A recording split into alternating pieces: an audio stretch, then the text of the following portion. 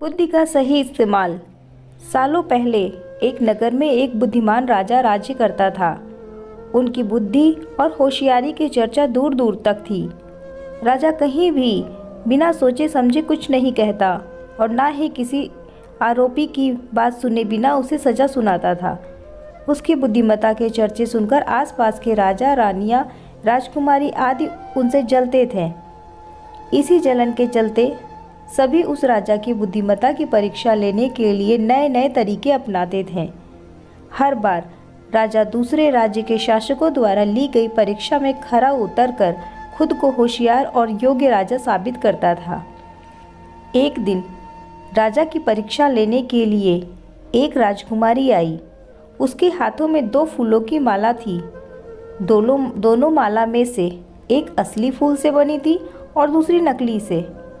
उन दोनों मालाओं को देखकर उनका ये भेद बिल्कुल पता नहीं चल पाता था। इसी वजह से राजकुमारी ने राजा के सामने दोनों मालाएं रखकर पूछा, हे राजन, अगर आप बुद्धिमान हैं तो बताइए इनमें से कौन सी असली माला है। राज दरबार में बैठे सभी दरबारी माला को देखकर हैरान थे, क्योंकि किसी को समझ नहीं आ रहा था कि असली फूलों की माला कौन सी है। सभी इसी सोच में थे कि राजा कैसे बता पाएंगे कि असली फूलों की माला कौन सी है। राजा भी फूलों की माला देखकर परेशान होने लगे। उसी वक्त उनके दिमाग में कुछ तरकीब आई।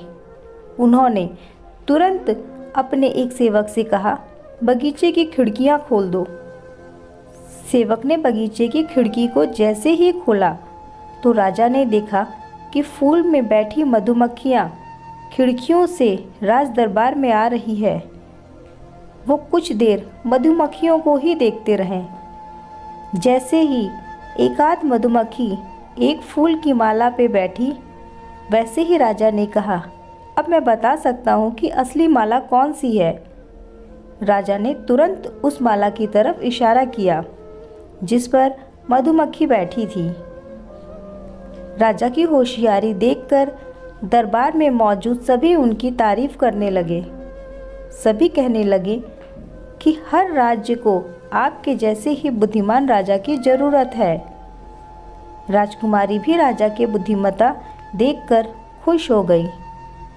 उसने भी बुद्धिमान राजा की तारीफ में कुछ शब्द कहे और वहाँ से अपने राज्य की ओर निकल पड़ी।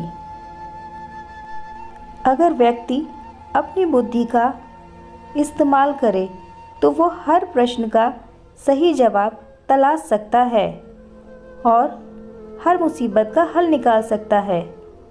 कहानी पूरी सुनने के लिए धन्यवाद।